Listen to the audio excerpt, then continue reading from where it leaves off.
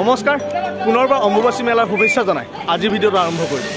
নৰকাসুৰে নিৰ্মাণ কৰা এই মেখেলা উজোৱা পথেৰে ক্ৰমান্বয়ে ওপৰলৈ উঠি গৈ আছোঁ মা কামাখ্যা ধামলৈ। যেতিয়া নৰকাসুৰে মাৰ প্ৰেমত মতলীয়া হৈ মাক বিবাহৰ প্ৰস্তাৱ দিছিল তেতিয়া মায়ে কৈছিল যে ভক্তসকলৰ সুবিধাৰ্থে এটা চিৰি নিৰ্মাণ কৰিব দিছিল আৰু যদি ৰাতিটোৰ ভিতৰতে এই চিৰিটো নিৰ্মাণ হয় তেতিয়া মায়ে নৰকাসুৰৰ লগত বিবাহত বহিব। কিন্তু সেই সময়ত মায়ে চলনা কৰি সেই চিৰিটো সম্পূৰ্ণ হোৱাত বাধা প্ৰদান কৰিছিল। আপোনালোকক মই আজি আকৌ কামাখ্যা ধামত চলি থকা সেই অম্বুবাচী মেলাৰ বিভিন্ন ভাল ভাল লগা দৃশ্য দেখুৱাবৰ কাৰণে চেষ্টা কৰিম। দেশৰ বিভিন্ন প্ৰান্তৰ পৰা লাখ লাখ ভক্ত সমাগত হৈছে এই কামাখ্যা ধামত।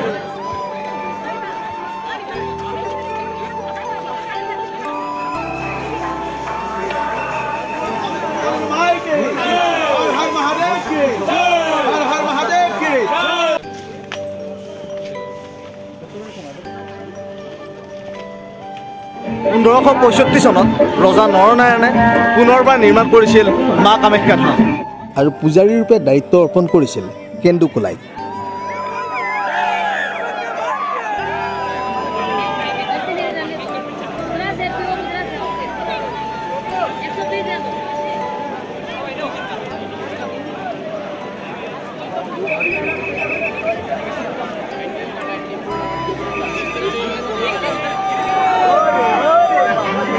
যিহেতু কামাখ্যা ধামলৈ যথেষ্ট সংখ্যক ভক্ত সমাগত হৈ আছে সেয়েহে ওপৰত বহুত ভিৰ হোৱাৰ বাবে মাজে মাজে ভক্তবিলাকক ৰখাই দি আছে আৰু তাৰপিছত আকৌ যাব দি আছে, সেয়েহে উঠোঁতে কিছু টাইম দেৰি হোৱাটো স্বাভাৱিক।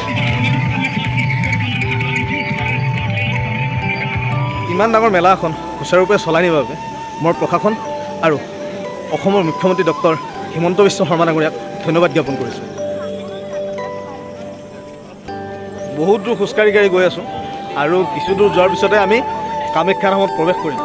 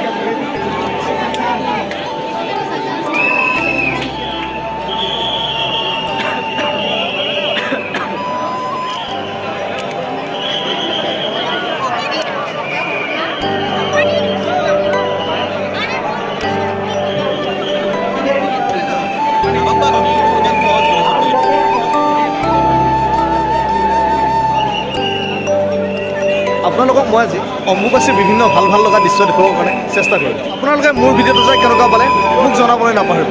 চেনেলটো ছাবস্ক্ৰাইব কৰিব, ভিডিঅ'টো লাইক কৰিব, কমেণ্ট কৰিব, শ্বেয়াৰ কৰিব। পুনৰ আন এটা ভিডিঅ'ৰে আকৌ লগ পোৱাৰ আশাৰে আজিলৈ ধন্যবাদ।